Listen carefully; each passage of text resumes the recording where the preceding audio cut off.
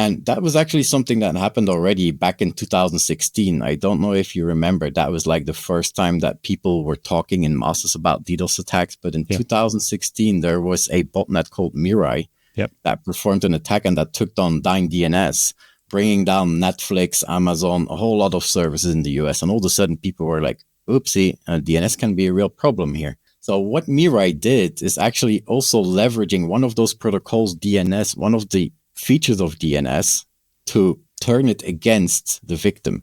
If, like you said, if someone downloads an AI, uses it locally, and that thing's poisoned, then an attacker could like send a special command or something and extract your personal data or something, right? Oh yeah, AIs are the worst at keeping secrets. Yeah.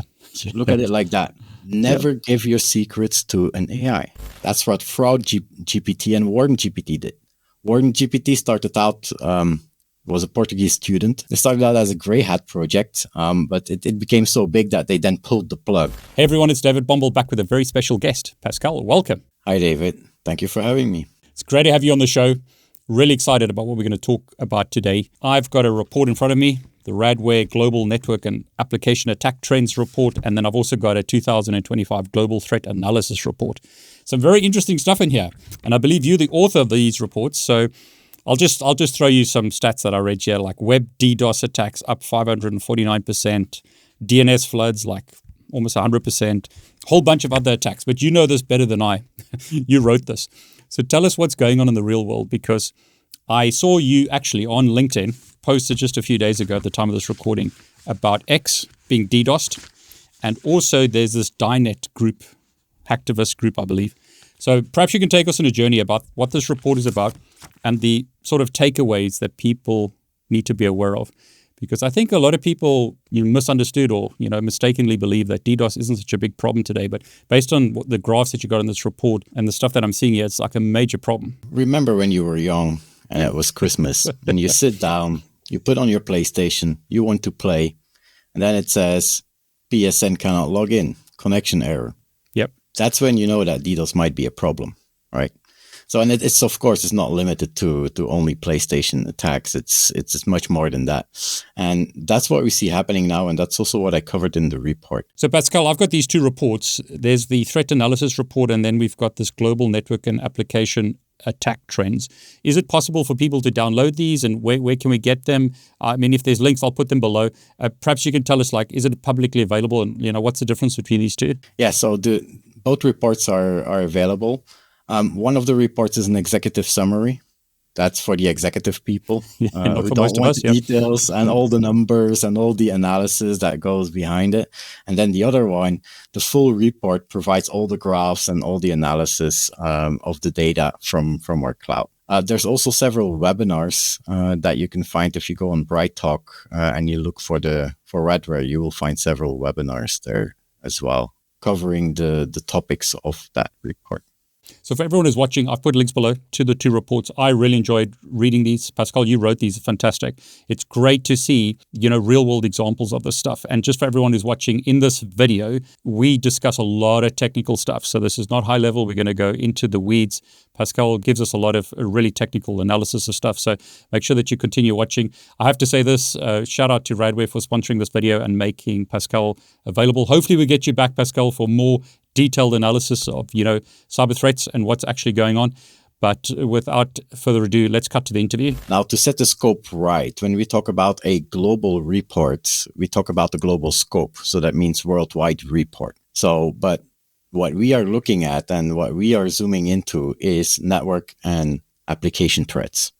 And when I say network and application threat, I'm not talking about the local area network. So I'm not the inside network that you have in your house or in your company, but actually the internet. So the threats that we will talk about, like DDoS attacks, are the threats that are happening on the public internet.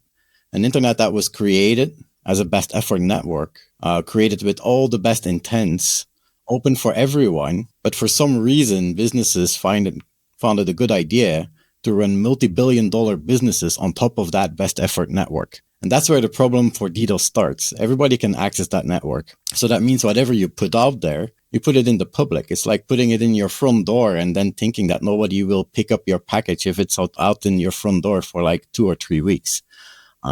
So you have many drive-bys, cars that drive by that throw stuff in your garden, all kinds of nasty stuff. Those are the DDoS attacks.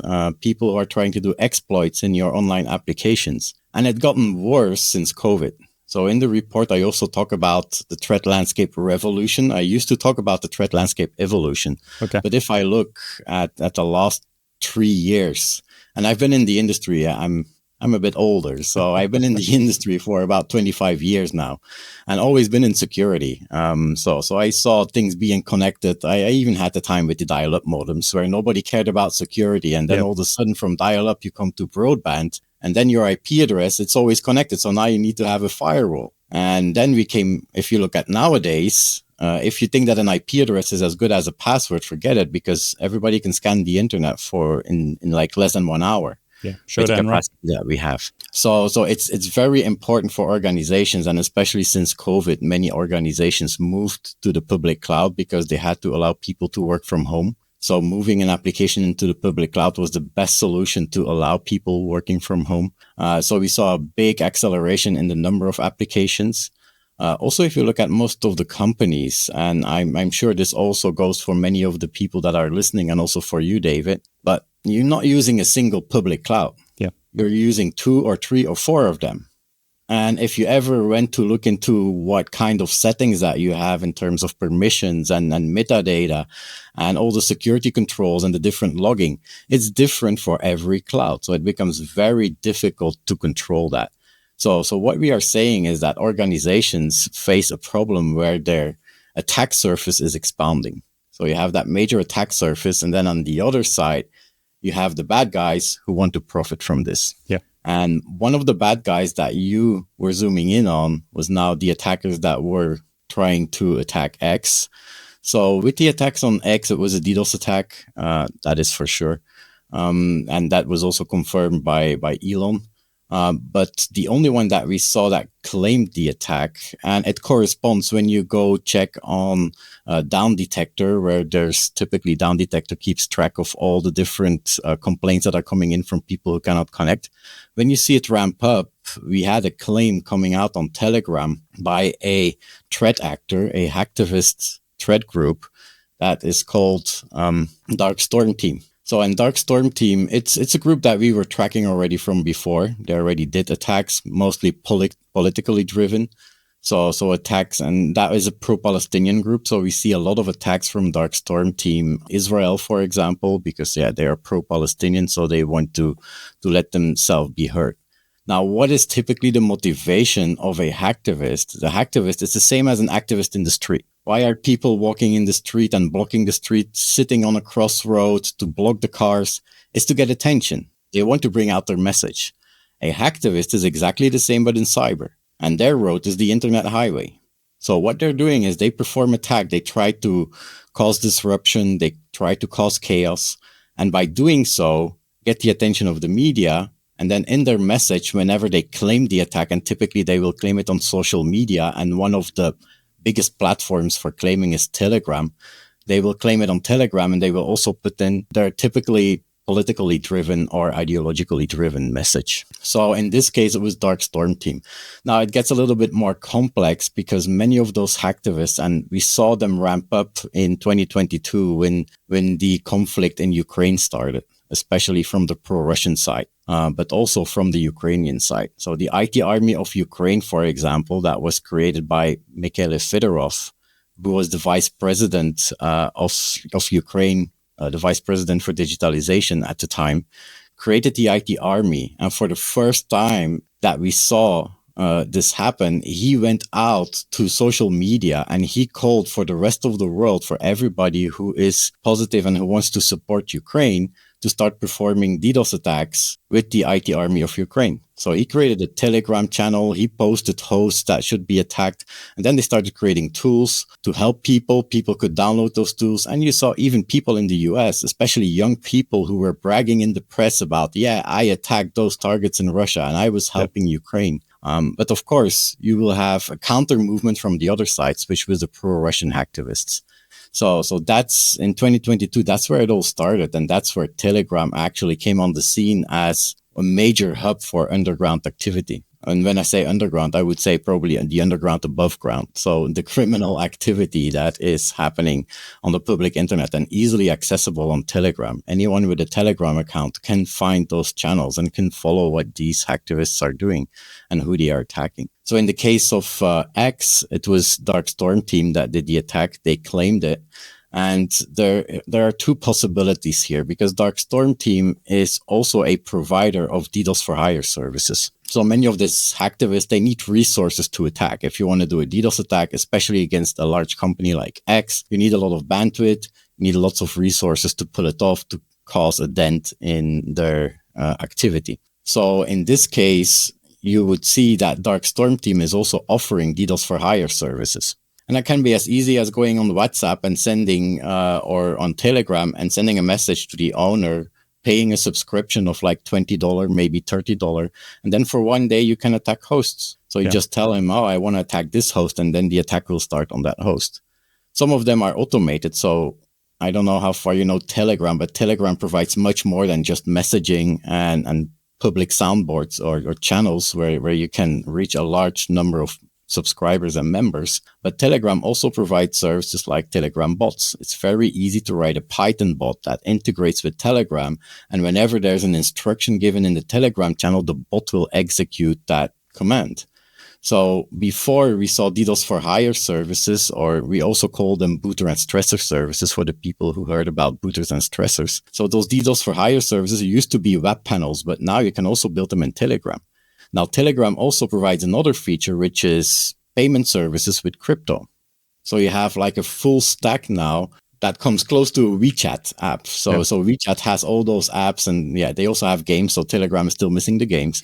But if you look at what we have in Telegram now, you have a full stack where you can implement a service. It can be a legal service, but also a criminal service like DDoS for hire. So Dark Storm team is providing such kind of services. So there's two possibilities for the attacker on X. Either it is somebody who commissioned the attack and Dark Storm team leverage the moment to make an advertisement, or it was Dark Storm team itself. So what we see from a lot of those providers of underground services is they need advertisement. They need to show that their product is good, right? What's the best way of showing it? Bring down a company, an organization, attack an organization. But if you attack the pharmacy around the corner here in whatever state or street, nobody will notice, nobody will be interested. But if you bring down a company like X or Tesla or SpaceX, so you go after the big names. And that's another possibility, that it was purely for the advertisement. But mostly for sure, all the things align. Of course, attribution always very hard. We can never say 100%. And even if they claim it, because remember, those are criminals. If I have one piece of advice, it would be never trust criminals. Yeah. So when they say it was me, well, you also have criminals out there that are looking at Down Detector, because you can go to the website of Down Detector right now and look which one is down. Okay, and now I quickly gonna post a claim that it was me. Now they have some ways of providing proof, like typically what those activists are doing, and also something that we are using for tracking them and for keeping track who is attacking who and why they are attacking, is checkhost.net. So that's a website, checkhost.net, where you can go to this website. It's safe to go there. So if you want to go there with a browser, go there. And then you can put in whatever website that you want to test. And Checkhost has probes around the globe that are trying to connect to that website. And if the website is available, it will show you that it's available and that it has success. So lots of those hacktivists, and that started already early on in February 2022, when they started doing attacks on European targets for political reasons.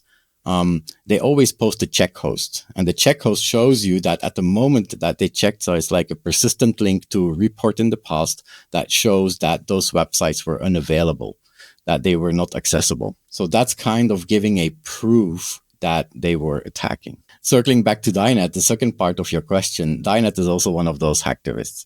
So, and Dynet is very recent, because the first that I saw them was early March, so earlier this month. The first 2 weeks they were attacking Israel. They went also after what other countries? A couple of other countries. Netherlands was one of them. All political messaging.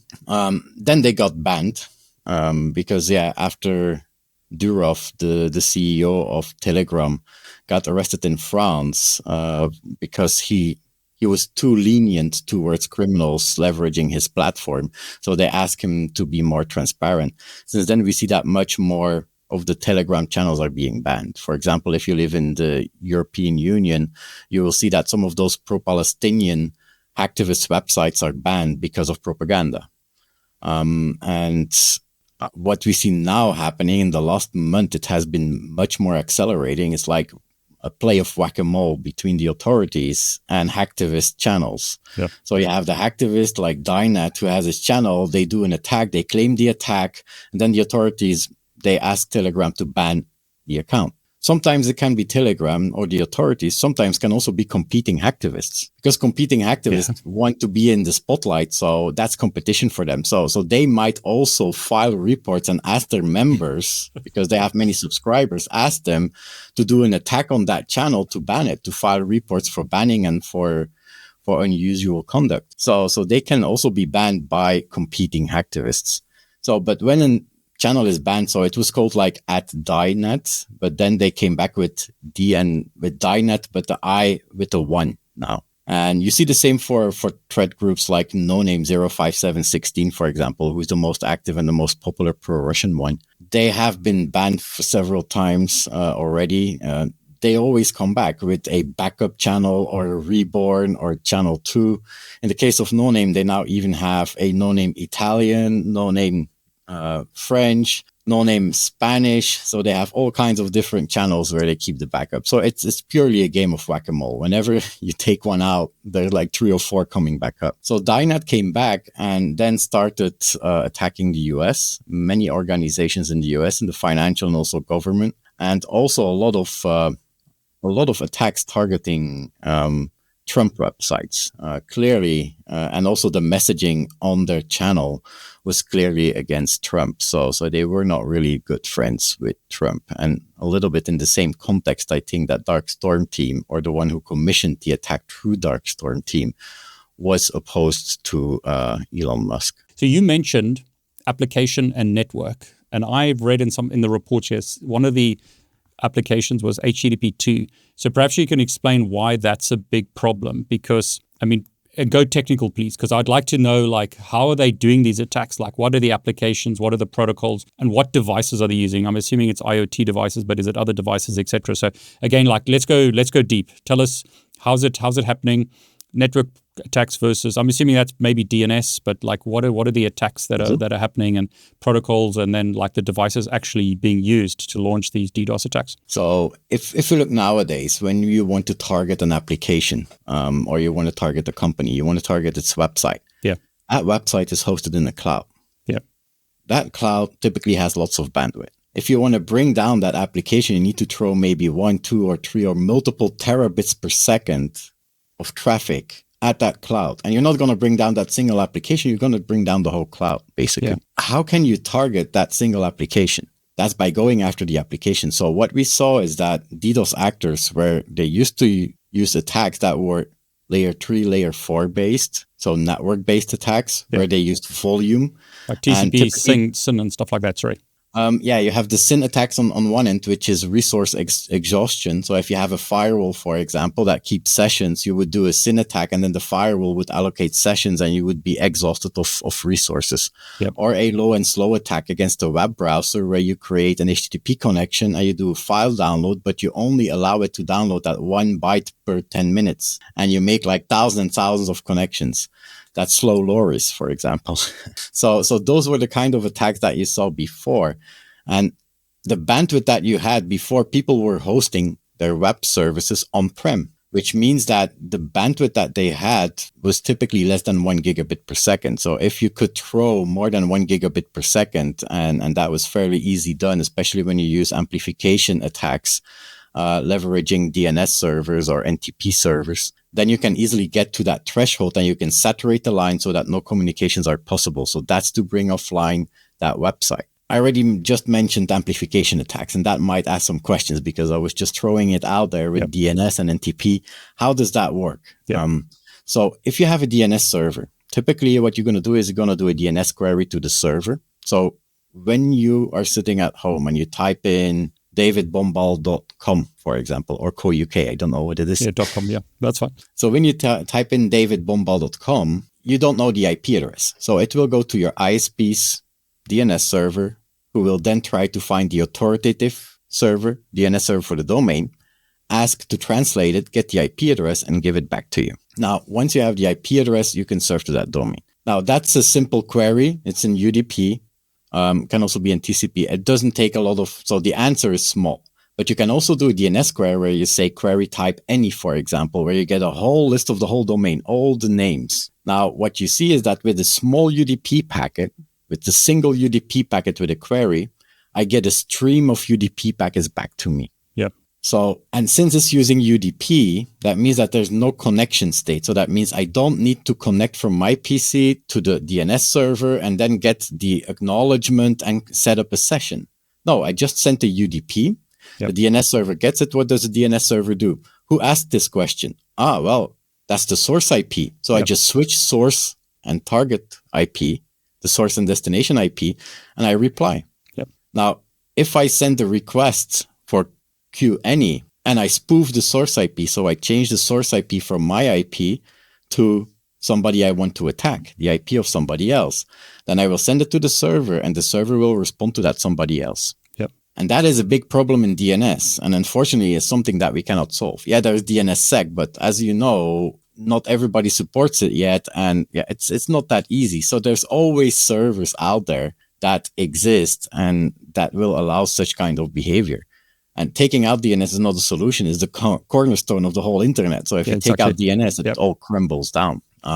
There's more problems with DNS, like, for example, a DNS DDoS attack, a query flood attack. We also saw that coming up a lot lately in the last 2 years. And that was actually something that happened already back in 2016. I don't know if you remember, that was like the first time that people were talking in masses about DDoS attacks. But in 2016, there was a botnet called Mirai that performed an attack and that took down DNS, bringing down Netflix, Amazon, a whole lot of services in the US. And all of a sudden, people were like, oopsie, DNS can be a real problem here. So what Mirai did is actually also leveraging one of those protocols, DNS, one of the features of DNS, to turn it against the victim.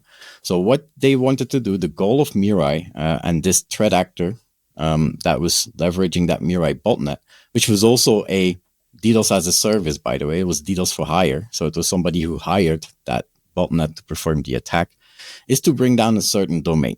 So let's say you want to bring down davidbomball.com. Please what don't. I'm going to do... Not tonight, please. Not tonight, So what they typically would do is they will use many IoT devices. So IoT devices are like routers that sit at home that we use for day-to-day internet connections that are getting exploited. Why are those devices getting exploited? Well, many of those modems have default passwords. You might say, well, hey, those people should put in a secure password. But yeah, do not forget that most of those routers are mom and pop's routers. And once the Wi-Fi works, you don't touch it anymore, right? So don't expect those people to do firmware upgrades, especially if we, as specialists, and David, you probably also know that whenever you do a firmware upgrade, it's like, is my device going to come back? It's like almost praying, sitting on your knees, waiting for that device to come up. Does it fail or not? So you can imagine that many of the people who have routers at home, Wi-Fi routers, will not perform firmware updates. And there's many vulnerabilities in those devices because price is one of the things that is important in those devices. If you can buy it for $50, come on, what do you expect? There cannot be that much research and security put in that device. So that was a big problem at the time. So many of those devices were allocated in botnets. And we're talking several thousands. In the beginning, we had botnets like a guy called Daniel K., also known as Spider-Man. He assembled a botnet of more than 900,000 of those IoT bots. And he performed an attack on a competitor of a mobile operator in Liberia. And while doing the attack, he just brought down all of Liberia. Wow. Oopsie. That's where actually the authorities went after him and discovered him. So back to my story. So those IoT devices, so typically I already explained how you do a DNS, name to IP address. Now, there's an ISP server in between there. So you send the query for davidbomball.com. He will try to find the authoritative DNS server and send it forward to that authoritative DNS server, gets the answer, sends the answer back to you. If I ask it again, if I ask, for example, www.davidbomball.com, then he will cache that information. So now the ISP server will directly answer me. He will not go to the authoritative server anymore. There's DNS cache. Now imagine a botnet of thousands of IoT devices all doing queries at something random.davidbomball.com. And the random part is very important.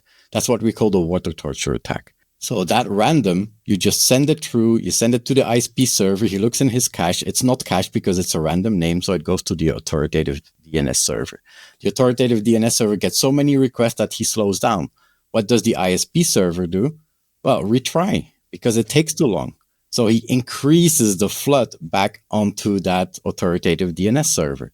And the authoritative DNS server, one of the mechanisms that we have to make sure that it's not a person that is attacking us or a script that is attacking us is doing challenges. Now you're doing a challenge against an ISP's DNS server. Well, it's a real server, so the challenge will come back positive saying, yeah, it's a real DNS server. So that's what actually brought down the whole of Dyn DNS, and that impacted so many other services because those services depended on Dyn DNS to resolve their host name. Yep. And if you bring down DNS, there's no way to access the websites anymore. And that's an attack that we still see as of this day. And we had a very big increase. It's also in the report in last year and the year before. Now, circling back to HTTP2, and I already gave you an example of how the protocol like DNS can be abused for amplification attack on one side, query floods on the other side. When you look at HTTP2, there was at some point, it was end of 2023. Yeah, I'm correct. Last year was 2024. So the year before, in October, there was a report that came out that attacks were discovered in the wild that were using what they called rapid reset. And rapid reset, if you look at our internet, when you're loading a web page, you do a web request, you get many components for that web page. You get one frame, you get text, you get images. Now, if you serialize all these requests, so if first you would download the text and then you download the image and then the next image and then the next image, that takes a long time, right? So what HTTP2 started to do is allow concurrent sessions. So it already was in HTTP 1.1. That was called pipelining, but pipelining had a problem with head of line blocking. So that means if the first one was too slow, well, the other ones were also slowed down. But they solved that problem in HTTP2 by using concurrent sessions. So you have to look at your HTTP2 connection as like a tunnel where you can create sub-connections to download all the resources from the website. Now, to make sure that it's not abused, only 1,000 are allowed. Now, one of those attackers found out that you can start 1,000 sessions, and before you get to the 1,000, you reset the first one.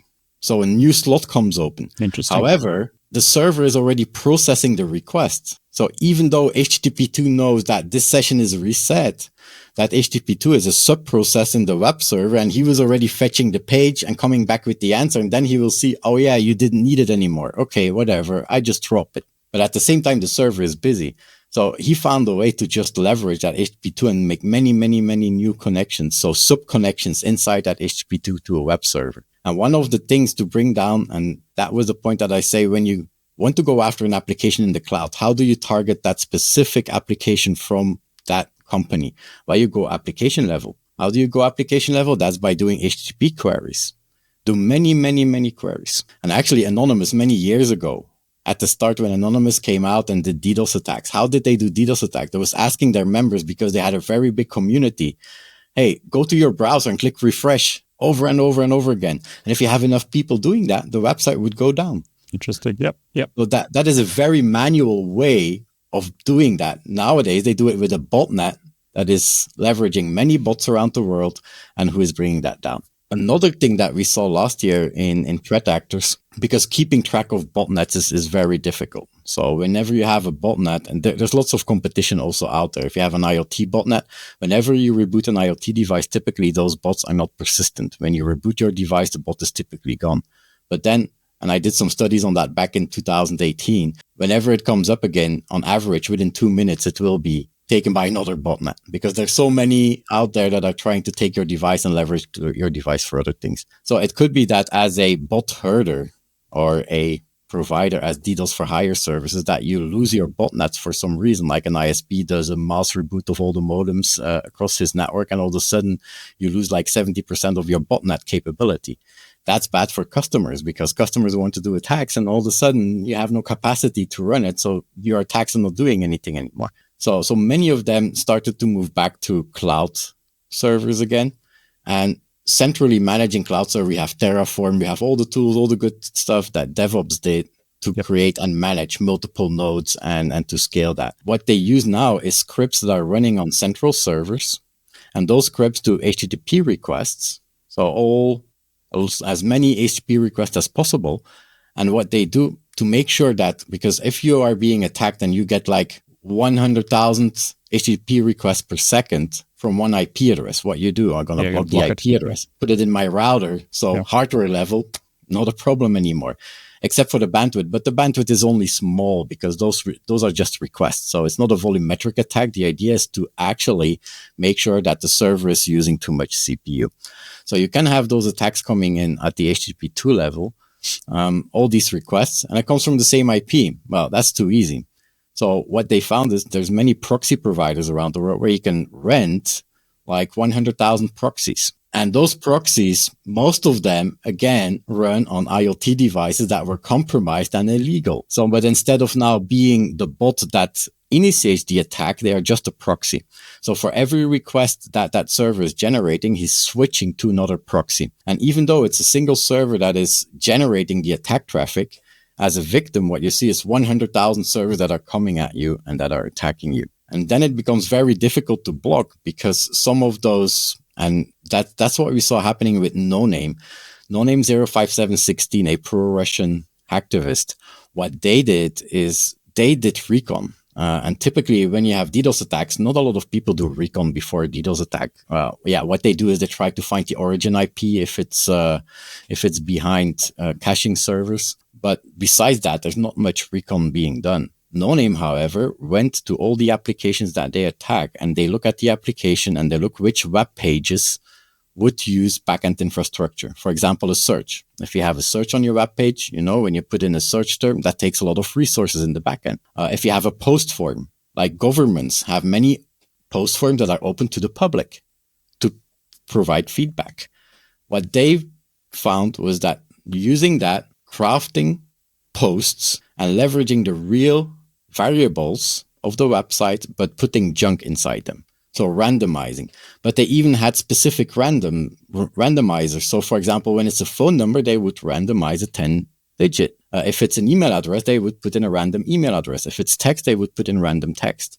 So now those websites are getting hit with thousands of requests per second, but they all look legitimate. It's only the data that is trash. But if you know how a web application firewall works, a web application firewall will be able to learn an application and can test for every variable that you have out there that the right variables are submitted, and can also test if, for example, if you ask for a phone number, that it's only digits. So it will test for that. If it's not, it will block it as an illegal connection. However, in this case, it's junk in it. But yeah, WAF doesn't know that this is junk. Yep. Because it falls within the confines of the application. So they didn't find anything better than doing attacks like that. And using that, they didn't need a lot of volunteers even, because their attacks were limited in number of requests per second.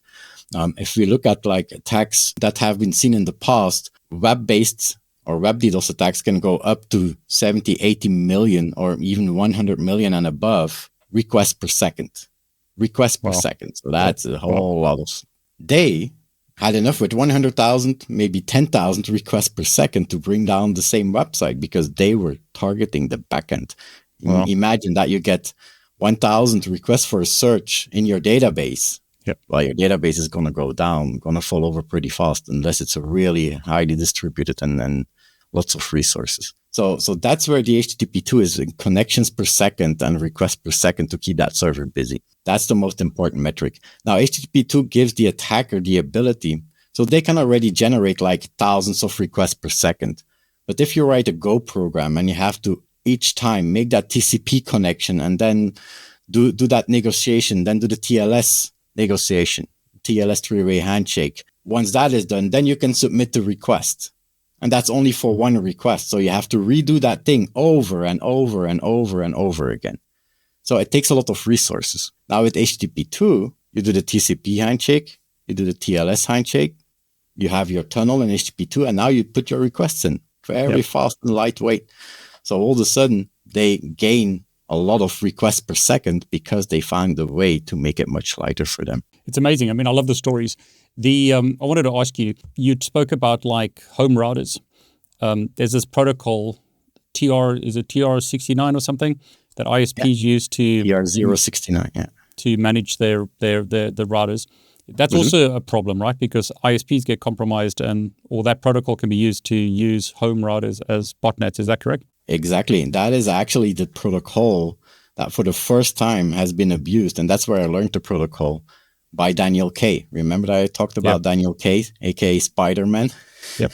He found that a lot of service providers leveraged TR069, and there was a command execution possibility by just sending an XML request in, and TR069 is just TCP with XML. So all you have is SOAP and XML. So it's a SOAP envelope that you sent as a request to a modem to reconfigure it. And he found out that there was a way to reconfigure it to put in a remote command execution. And that's what typically botnets are after. If they can do remote command execution, what you will see in that remote command execution is a wget or a curl towards a certain website and binary. And then they download the binary and they execute it. And those IoT botnets are very stupid because they don't even try to understand the platform that is there. They have like 6 different binaries. One is for ARM. The other one is for x86. The other one is for 64-bit, one for 32-bit. They have all the different binaries, ELF binaries for Linux, and they test them all. And the right one will run and the wrong one will fail with a core dump. So they just try them all, just try to run them. So all they need is remote command execution to infect a device. So, and that is exactly what happened with that TR069. In that XML, there was a command where you could put a remote command execution, and he was able to download his botnets onto that. And back in 2016, he leveraged that attack against Deutsche Telekom and tried to compromise 900,000 modems. Now, luckily, it failed. It failed because the modems, for some reason, they rebooted upon this command that he put in. So, but overnight, 900,000 modems were rebooted and lost internet connection. So Deutsche Telekom had an issue, but it could have been much worse because that guy already was sitting on almost 1 million bots, and he probably was going to add 900,000 more. Post Office UK is another one that was affected by those attacks. And TR069 is a protocol that came back over and over and over again in IoT botnets. That is correct. It's amazing because we've done videos before on the channel where we talk about not using your ISP router because it sounds like it's a cheap device. It's not hardened. Rather put your own firewall in. I see you're nodding your head. You agree with that? Mostly. It depends on the person. If it's a person like you, I would say, yes, do it. If it's somebody else, no. Like my mother, yep. Because even the small, and they got better. So let's be honest, this problem that I'm talking about, this TR069, that's from 2016. So it's a while ago.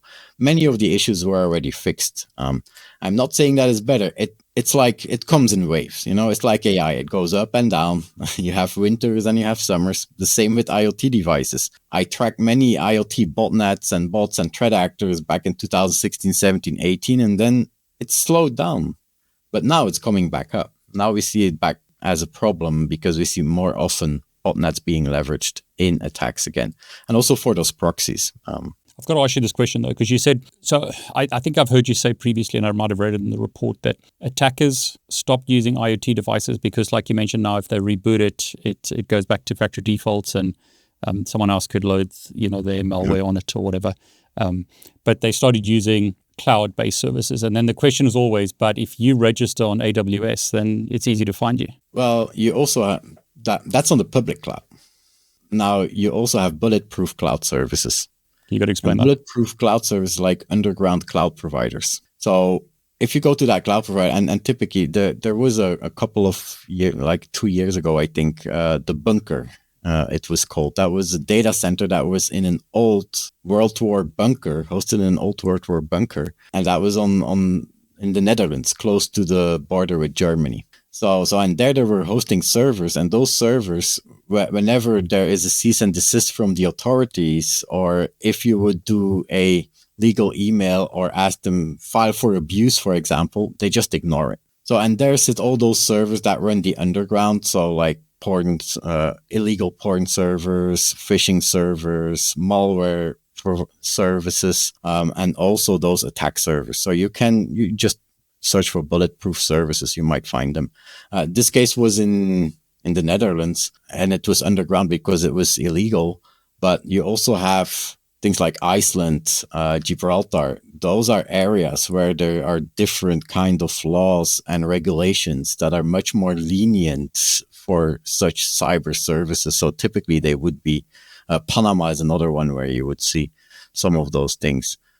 Typically where you have lots of gaming and betting servers, you might also see those underground bulletproof cloud services. And you can send as many abuse emails, because that's typically what happens. When you send an abuse email, then the cloud provider looks into it, looks at the traffic log, says, oh yeah, he's right, that's illegal. And then if it's really a real big crime, then the authorities might ask for more information and then follow the money, and through credit card statements, typically they will find out who was behind it and be able to apprehend them. But typically it's just an abuse email and then you take down the server. But in this case, it doesn't help because they are running them in what we call bulletproof servers. So that's interesting. So the sort of attackers have moved to using cloud-based services like that, and they launch huge traffic from that. They can spin them up very easily, launch these huge attacks, but to mask the fact that it's coming from, say, a single IP or range of IPs, the traffic goes through proxy servers on IoT devices or other devices. Did I understand that right? Exactly, yeah. And that makes it easier to scale their operation, makes it easier to manage their operation. Before they had to manage tens of thousands of IoT bots. And there's lots of competition, so lots of fragmentation. Now with those proxies, there are free proxy lists where you can easily, I'm not saying that you're going to find 10,000 free proxies, but free illegal proxies, it's easy to find in several hundreds of them on free lists. You just go to GitHub, to some of the gists that are not published. You can download the whole list and then you test them, and whatever works, you can use it. And it's easy to get like 500 of them, assemble them, and then leverage them to perform attacks. If you want to get more, then you can go to commercial services. Commercial services have already created those proxies, and some of them are legal. So actually there are some legal proxies to provide anonymity. Just like the same way with Tor. Tor, for example, was created to be anonymous. It was not created as an underground conduit, right? It was created for journalists to be able to submit information and talk with other people, have chats without compromising their identity or compromising their location. But Tor, because of that anonymity, was being leveraged then by criminals for other things, right?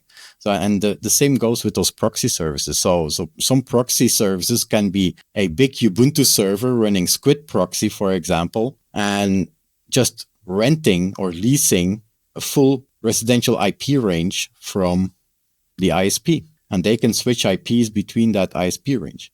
Now, the most important for those proxies is to have residential IPs. Because if you look at bot management, bot protection, whenever you get connections coming into a website and want to be sure that it's a human, the first thing you're going to do is going to test, does it come from a data center?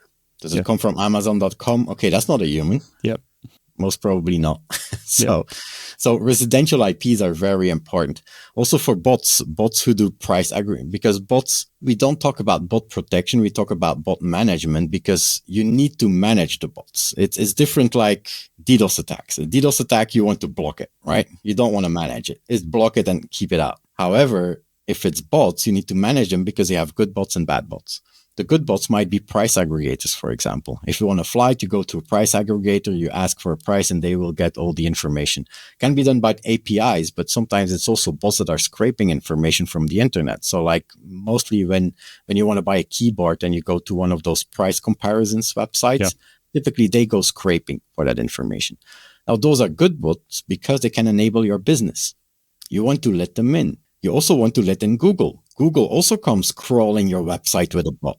But do you want to block Google? No, because you're probably paying your marketing officer might be paying thousands of dollars per month for SEO optimization and to get higher in Google, and you're going to block it. No, it's not a good idea. Now, bad bots also exist because they come and scrape your content and they might leverage your content. So that's where we talk about bot management. And then it's important for those bots to leverage residential IPs. And that's where we see a lot of those bots also being leveraged for those IPs. So the devices that are getting used in the botnet, is it like we've mentioned, like home routers or modems? Is it other types of devices as well? I'm assuming it's like cameras and stuff like that. Oh yeah. So anything that is insecure and on the internet, IP cameras is Unfortunately, there's many IP cameras that are out there building security services, quote unquote, that put an IP camera on a apartment that they are responsible of, and they put that IP camera directly on the public side of the Wi-Fi, thinking that, well, it only has an IP address. Nobody will ever find it, right? Yeah, right. And username, password. Well, no. It says, whoever gonna guess that my password is password or password 123. Well, maybe nobody's gonna guess it, but anyone has access to the manual. Anyone can Google what is the default password of whatever camera vendor. You will find it. So cameras, but also later on, Linux servers, because those IoT devices, while good, they are typically limited in their capabilities. They have limited CPU, limited memory. Imagine that was also the time where we had Docker coming up. And many Docker images out there on the internet, and also VMware images out there on the internet that you can download. Now, many of those VMware images have a default password or have secure shell enabled with root without password. And of course, they tell you to change the password, but that's somewhere in the manual. Now, who reads the manual? Come on.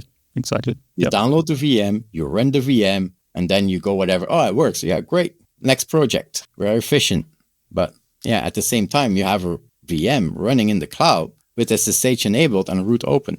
So they started leveraging the same kind of botnets that did SSH and tried username password to just get into Linux servers. First, that was by accident. And then after they saw that, oh yeah, hey, there is a good opportunity here. We can go after servers. And then they found even bigger ones, which were Hadoop clusters. There is a protocol. I forgot what the name of the protocol was, but there is a way through XML, and I guess XML now, to submit a task for the cluster to execute. Now, many universities had Hadoop running and put in on the internet so that students from home could submit tasks for their big Hadoop cluster. But there was no security by default in Hadoop, so you should have put a proxy in front of it with authentication, but they didn't do that.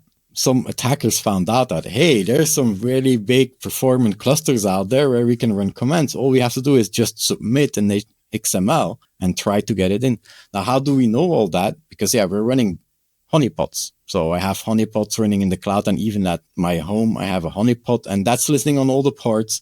And whatever command comes in, I try to grab it. I try to talk with them. So it's not like a Linux device that I let them do anything and I monitor, because that's too dangerous. You don't want to do that, because they might jump. Even if you think that you're well isolated, there's always a way that they might jump laterally. So I just have a conversation with them. So I accept the incoming connection, I converse with them, and I try to trick them into giving me the download location of the malware. And once you have the download location, then you can download it, you can reverse it, you can find out what attack vectors they have. Is it for DDoS? Is it for another case? Is it for account takeover attacks? And there you can find all the information. Now, when they do these Hadoop attacks, of course, at home, I'm not running a Hadoop server. Yeah. But they don't care.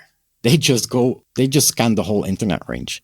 Now, they can be more precise. So they know that if they scan the whole internet range, they're going to trip over a couple of thousands of honeypots from security research in only a matter of time before their command and control is taken down and they lose everything. So they got smarter. They leveraged services like Showdown, Gray Noise. And Showdown, for example, I don't know if you know Showdown, but Showdown is we call it an IoT search engine. It searches more than IoT. But what Showdown done is scanning the whole internet IP range. And then it will do a port scan. And whenever it finds a port, like, for example, port 22 is open, it will connect, and then it will scrape the banner, keep that in a database. Whenever there's a web server open, it will scrape the web server, keep it in a database. So now when I go to Showdown and I say, show me all the Apache servers with that version, Shodan will give you a list of all the IPs. Yep. To make things worse, now Shodan also provides you with CVEs. Yep. You want to attack a certain CVE, you just put in the CVE, you get all the IP addresses where Shodan found this CVE to be open and to be vulnerable.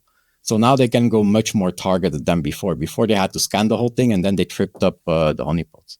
But they're still tripping up. I still see a lot of attacks coming into my house, a couple of thousands per day. I've heard you say that attackers were getting people to download stuff onto Android phones and devices to also launch attacks. Is that right? Yeah, of course, it happens with, well, there are some set-top boxes for TVs, for example. And I don't know if you ever owned a set-top box and you were running one of those Plex clone services that are free. One of those services, I'm not going to give the name, but one of those services, when you go in their manual, it's open source. When you go in their manual, you will read that to be able to install it, you need to enable debug mode. Otherwise, you cannot sideload it. It never tells you to disable debug mode. Now, when you enable debug mode, you're also enabling ADB, the Android debugger, which is a port that opens, port 99,000 something. I forgot it. So that ADB protocol can now be used. And if you scan for the ADB protocol, you will find some set-top boxes that are explicitly open. And there were even botnets that were scanning the LAN for those set-top boxes to infect those boxes as well. So that is one way. The other way, phishing and so on, is less of a tactic from IoT botnets. So when I talk IoT botnets, you have to imagine those are very unsophisticated malwares written for Linux. They do zero evasion. Why? Because who's running an antivirus on his IP camera or on his router? Yeah. Even today, we're not doing it, right? So there's no need for evasion. There's nobody who looks at the device. When you sit behind your computer and you're infected with a malware and you get a pop-up, oh, that's strange, I had a pop-up. Yeah. Hey, my CPU is going crazy. Hey, my network is going up. There's always something to find. And you need to already evade all the malware and all the other tripwires that were set up to get onto that desktop. So writing Windows malware is much more difficult than writing an IoT malware. Some IoT malwares are just Python scripts. They just download it, leverage whatever Python is on the machine and just run it. So it's crazy that it's very unsophisticated because it comes on that layer, which is on the public site. So there's no such thing as tricking user of downloading. That's more like the Android specific malware. That is to steal credentials. For example, info stealers might be a good example of that. So these things will typically ask you to download something on your Android phone and execute it, or on your Windows. But IoT malware doesn't work like that. All they need is remote command execution in some way or another, a vulnerability around that. Once they get access, either by default passwords or a remote command execution, they can load their bot onto the device, execute it. Nobody ever knows. Pascal, I got to ask you two topics which we haven't covered. I'm amazed we haven't really got into it yet. APIs and AI. AI is obviously all the rage. Technologies like these, it sounds like APIs are a nightmare as well, because people can just get direct access to very important data. And AI, it seems like attackers have the advantage with AI. But perhaps you can talk about that. You know, it's easy for me to say these things, but like, what are you seeing? Yeah, so let's start with APIs. Okay. APIs are hard to secure because in the case of, for example, a website, you can verify if it's a human on the other side. An API, however, it's machine to machine, so you cannot verify interactivity or click on this or do a CAPTCHA or whatever. You cannot do that. So APIs are not that easy to secure. Another problem with APIs is that not everybody gets full control of their APIs, meaning that sometimes they have a developer team or a team that was contracted that wrote an API to support your application and put it somewhere in the cloud. And they're still testing and developing it, but they put it out in the cloud and they're not using the production database, but they just use a copy of it. However, that copy contains the sensitive data of people. It's only a matter of time before that API has been found. Another problem is zombie APIs. So APIs that are forgotten or legacy, let's call them legacy APIs instead of zombie APIs. Some APIs are still out there because there is one or two big customers that are still using them. However, those legacy APIs are legacy for a reason, because they didn't have the same security controls. They were not using the latest version of the compilers that were compiling the applications.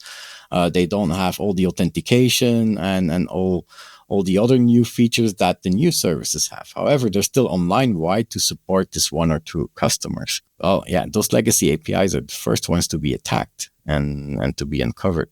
Now, in some cases, the security team is not even aware of certain APIs that are being developed or that being mounted for development. So if they're not aware, they cannot put all the security protocols and all the security controls that they would like to put on APIs. They cannot put them in place. So biggest problem is actually, and that's what I said in the beginning, is that threat surface. Because we start to see more and more often that people are starting to build applications, but we don't build monolithic applications anymore. We learned that in the mainframe time it was not a good idea for flexibility. So when you started doing agile, we started to cut that in all smaller pieces. And those smaller pieces now start to be outside of the company, because sometimes why would I write a payment provider and payment checking program if I can use Stripe or something else that's already out there? Yep. So many applications now consist of third-party APIs that are being connected to them. And those third-party APIs, and that's where supply chain attacks come in, when a third-party API might not have all the security controls in place, or even when they have all the security controls in place. If you are against one of the nation states where you have very sophisticated attackers that found a 0-day vulnerability that got into their server, infected them, and then through that API that you're using, all your users' data is being leaked. Well, this is something that can happen if you have very good attackers there, and it happened not so long ago. Remember how much was it? $1.5 billion that was stolen from the crypto provider. Yep. Well, it was through the payment wallet that it happened, right? So it was a third party. It was like a supply chain attack. That's a great example. I like that. So that is the API side. API are always difficult to secure because most of the time we forget about them. We don't see them. They're used in the backend, and there's so many of them. And that's something that we see also happening in the internet, is that our applications are becoming a fully interconnected mesh. Now bring down one of those APIs and the whole application falls down again. So the weakest link. One of those APIs gets compromised. All the applications that use that API also get compromised. So it's hard to keep track of that. There are ways to keep track of it, of course, but you have to know that the API exists, and then it only becomes more complex for organizations to keep track of everything, right? And attacks are increasing, right? Yeah, and that brings me to the AI side of things, because it's not going to get better. If you look at the AI side, so what I'm looking at the most is trying to understand how the bad guys are leveraging, or how they can leverage AI. Yeah. And AI, the big boom came with the Gen AI. So I'm mostly talking about the LLM models and about the transformer models, also the pre-trained models, which are ChatGPT, for example. Now, when you go to ChatGPT and you ask ChatGPT, hey, write me a DDoS script, he will tell you, hey, for ethical reasons, I cannot, blah, blah, blah. Yeah, there are some prompt evasions. So you can put in like a special command, like a very special string, and then it will become more looser, and then you can ask it. But it's only a matter of time before somebody finds out that you're using that and puts in another guardrail. We call that guardrails to keep them ethical. Now, there's also something like Hugging Face. I don't know if you ever... Yep. Oh, yeah, you were in Hugging Face because you used LM Studio, right? Yep. I saw it actually from your video, and I think I learned it there, LM Studio. I don't know if I learned it from you. I think so. That's great. On Hugging Face, you can download those models, those open models, and you can use them locally. So offline. With those open models, and you also showed that in your video, there's a model called Dolphin. Yep. No guardrails. You can ask it anything. It will do anything if it's within its capabilities. Yep.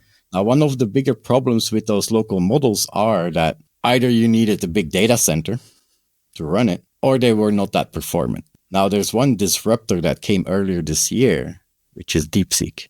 Yep. So DeepSeek, I was not so much impressed by their performance because, the performance is like, it's like come and go, Now you're the best, and then tomorrow there's somebody else, and then tomorrow there's somebody else. The innovation that DeepSeek and the disruption that DeepSeek brought is to have acceptable performance, but with low requirements on the compute part, which means that it becomes a very interesting model to use offline. Another thing that DeepSeek, the team of DeepSeek added, was showing how you can cost effectively distill new models from bigger models and make them very efficient.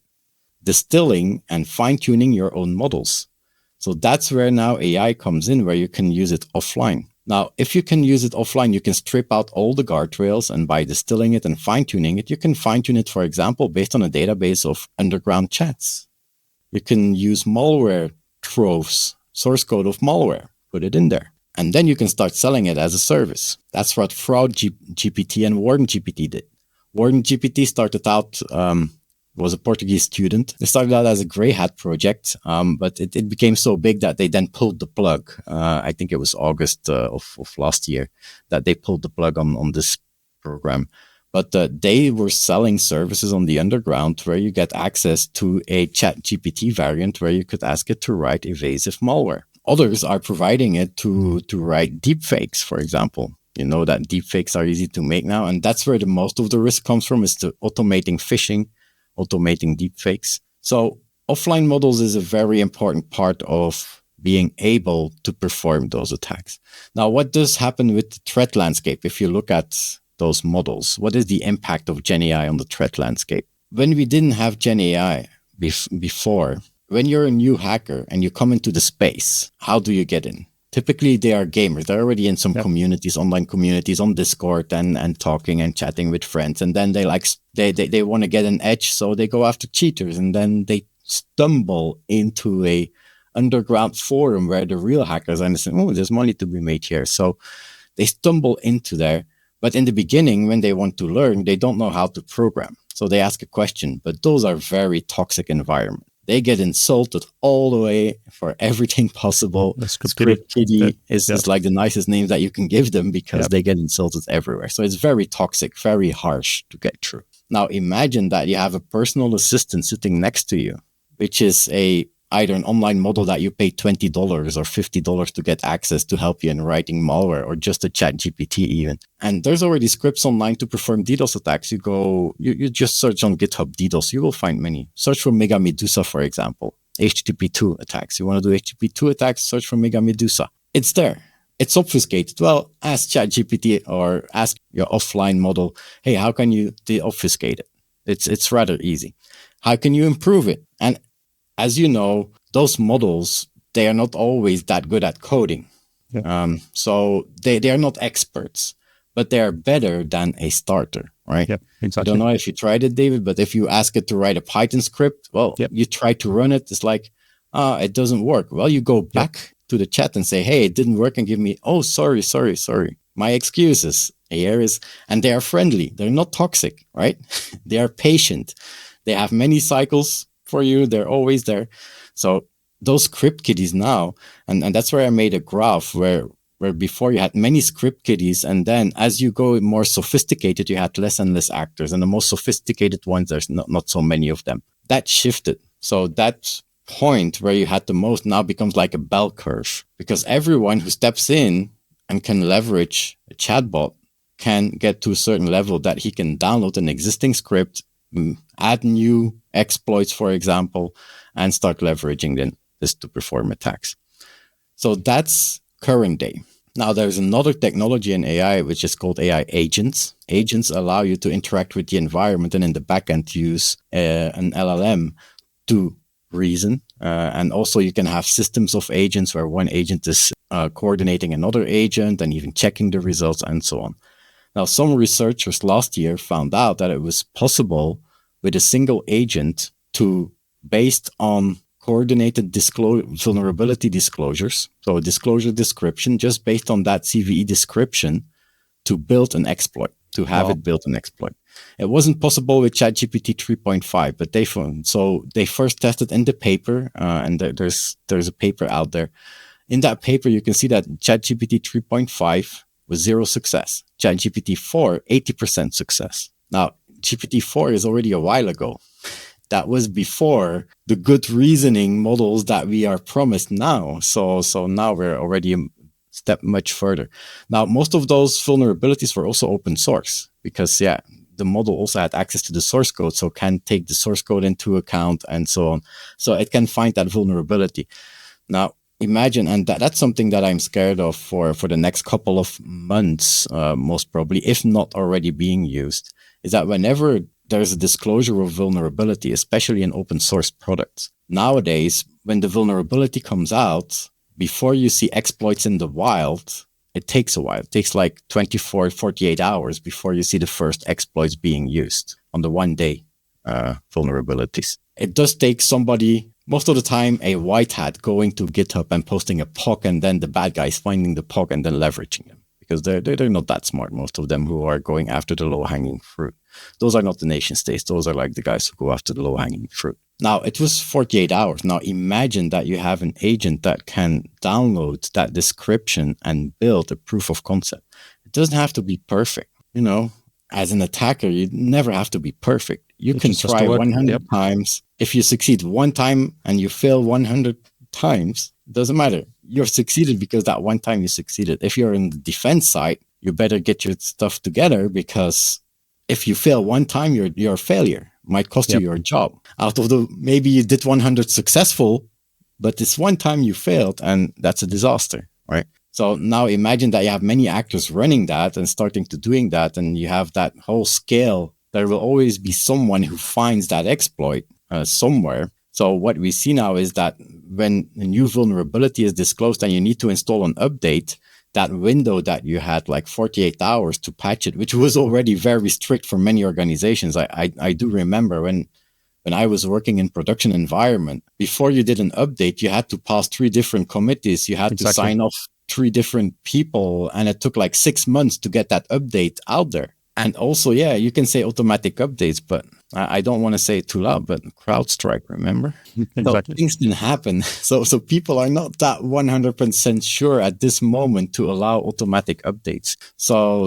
But now we're looking at, instead of 48 hours before first exploits in the wild, that they might be completely automated and might come in minutes. And that's where I think that we need to look at AI as also a tool for our defense. So fighting AI with AI.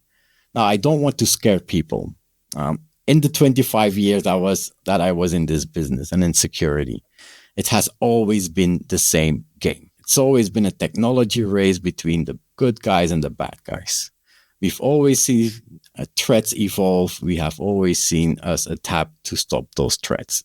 And now it just happens to be AI. And it's a big disruptor. Yeah, it's a rather big one. But you already feel that in your life because everything becomes AI. You cannot buy a toaster anymore without AI inside it, right? Exactly. Which was like 5 years ago, it was connected. Before, my toaster was just running on power and nothing else. You just put in the bread, that's it. But now, 5 years ago, my toaster had to be connected, or at least have a Bluetooth or Wi-Fi or connected directly to the cloud. Now your toaster has to be connected and have AI in it, or be backed by AI in the cloud, because you never know if your bread is not toasted ideally. So with this AI now, we are at the advent of something big, but I'm not scared, because I know that we have been in front of other challenges, and we will overcome that challenge as well. And we just will have to fight automation with automation. So AI on one end, you have those offline models, perfect for building underground services, where script kiddies all of a sudden become more seasoned hackers. So the sophistication on average of attacks will go up. I don't see the absolute sophistication become more sophisticated. I don't think that an AI will outperform a human hacker today. Maybe in the future, but not today. On the other side, you have the whole automation aspect with agents. And that's something very powerful. And we already use agents to automate parts of our life and parts of our tasks. Well, attackers will do the same. They will automate parts of it. So you will see that they now are able to cast a wider net, do more attacks. And that's where also you start to feel that there are more attacks. And actually, the number of attempts at vulnerabilities is up significantly in the last year.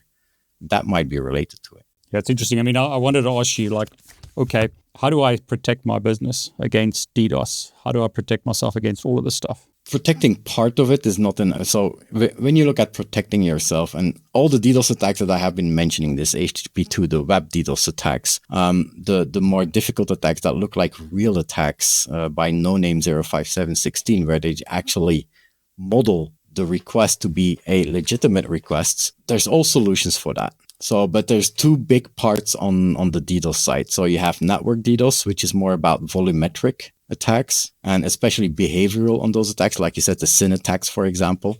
And how can you detect SYN attacks? It's actually, how can you make sure that it's a SYN attack and not like a a crowd flash, for example, because you can have like somebody in marketing did a promotion and all of a sudden you have like hundreds of thousands of people connecting in because they only have 10 minutes to get the first ticket. Yeah, exactly. You don't want to see that as a DDoS attack and block everything, right? Yep. Yep. So what we are using, for example, is behavioral rate invariant parameters. So if you look at SYN attacks, TCP is a certain protocol. You have SYN, SYNAC, ACK. Now, if you take the distribution of SYNs and ACKs, so SYN, SYNAC, and ACK, there's a certain distribution. If you see a whole lot of SYNs, but the SYNACs are not following, something is wrong. So those are attacks. So those you can block. So on the network level, you have to protect yourself with network and volumetric. So also if you see certain volume go too high, then we need to start blocking them. And again, behavioral detection can help there to find out which IPs in the backend are most attacked and which are not. That's the network part. Then you have the web DDoS attack on the application level. Those need another treatment. You might say, yeah, you can do it in the web application firewall, but web application firewall is too expensive in compute to check all the different transactions that are coming in. So we are using a special gateway for this that we call the web DDoS protection that can find changes in the parameters, because one of the things about those web DDoS attacks is that they use randomization. They randomize the header variables. They randomize the user agent, for example. And that's not something that regular users are doing. So typically when you look at the distribution of user agents that comes to your website, and you would make statistics on that, and then you see an attacker coming in who's leveraging 100 different user agents, you see that something is wrong with those IP addresses. So then you can easily block them. The most important thing is to block them, to block the illegal ones without blocking the legitimate requests. Yeah. Because once you start blocking the legitimate requests, well, the DDoS is actually a success. So that's the whole thing. You might say, yeah, we're going to use throttling, but throttling is not the solution. Whether it is for DNS or for web requests, if you have 98% illegitimate packets and you have 2% legitimate packets, if you throttle them, if you slow them down, how many percent illegal packets will you have? Exactly. 98%. So it doesn't solve the problem, right? It only makes a smaller amount of legal. So the 2% legal will be smaller because you throttled them. So instead of 10, it might be 2 that get access. So for protection, you need good technology and a good protection provider. Typically for the volumetric and for the web DDoS attacks, it's very hard to host it yourself. We're talking about hundreds of millions of requests per second. In the volumetric, talk about 2.5, 3. I think that now 2.5 to 3 terabit per second is the record. So yeah, once you get to 3 terabit per second, it's also be careful about the sneaky ones, because we talked already about low and slow. And remember that I said that sometimes those HTTP requests come in to consume your resources. Now, imagine you're in the cloud, you have an elastic cloud. And whenever there's too much requests coming in, your CPU, there will be a CPU added because you are elastic. When that happens, when you add a CPU, it will stay there and then it has a cooldown time. Now, there is some attackers, I saw some attacks that were doing that actually came in, they start requests, so DDoS like with requests per second, making it go up until the server adds a CPU, and then the attack goes away for 10, 15 minutes, because that's the cooldown period before the CPU is again falls down to 1 CPU instead of 2 CPUs, and then the attack starts again. So that's actually trying to exhaust the economy of the application just by sending those small attacks that are almost invisible to see, because they're so short and so small, but they cause you always to move up into the next gear. And that's something that people in the cloud need to be careful. And there were some Reddit threads about that as well, where it happened like, when you don't have DDoS protection, your website is hosted in the cloud. Yes, your website can handle probably hundreds of thousands of connections per second, and probably can handle a terabit per second because the cloud is very capable. But look at your contract. Yeah, exactly. Yep. You are paying for a certain amount of terabytes. So It can be at the end of the month that you get a shock because your invoice might be like maybe, and I'm not talking about 10 times, maybe 100, 1,000 times as much as you used to, because of all the traffic that came into your website. And that was illegal traffic. So it's important to have a DDoS there to protect yourself against that. It's very unfortunate, but as we said at the start of our discussion, the internet is a best effort network that was created for everybody to get access. It's very democratic. But at the same time, we decided to put our multi-billion-dollar business on top of there. And it's the same network. So everybody still has access. Good guys and bad guys. Just have to live with it. So Pascal, you work for Radware. Is that correct? Yeah, that's correct. So what does Radware actually do? So Radware is a provider of application protection, application availability. So we have DDoS protection against network attacks, against the volumetric attacks that I talked about, against the application level attacks. And we also provide application protection on the level of web application firewalling, which can be either on-prem or in the cloud, or both in the hybrid that we can use. And the web protection also has a bot manager part of it. So because, if you want to protect a web application, there's not only the application itself that you need to protect against exploits and 0 days that are trying to compromise your application, but at the same time, you also need to manage bots. So we also have the bot management aspect on top of that. And Radware originally comes from load balancing. So we still have the load balancing aspect as well. So everything that covers application deployment and application availability, application security. And when I say application, I mean published on the internet. That's the business of Radware. You've said that DeepSeek was great because it allows us to run a model offline and have a lot of power. But you mentioned Hugging Face as well. I hear the problems, however, getting these models. There's issues perhaps downloading these. Have you got some thoughts about that? Yeah. So most of the time when people talk about issues or when people have reservations of using an online AI model like DeepSeek, we always think about the privacy because there's a Chinese government behind it. It's not secured because they rushed their service out and their database was leaking. Yep. But think about local models. Local models can also be an issue. Yep. You are going to a repository and you're downloading a model that has been created by somebody else. Yep. Have you vetted? Exactly. Even with distilled models, have you vetted which data it was trained on? Imagine somebody training a model on vulnerable code, only vulnerable code. Now, many organizations nowadays are using or want to use AI in coding to help in coding. Now, of course, Samsung was the first to find out that it was not a good idea to use a online AI because all of a sudden somebody by accident put in the wrong prompt and got some proprietary code from Samsung applications as an answer in ChatGPT. So, and that was actually an article that was out there.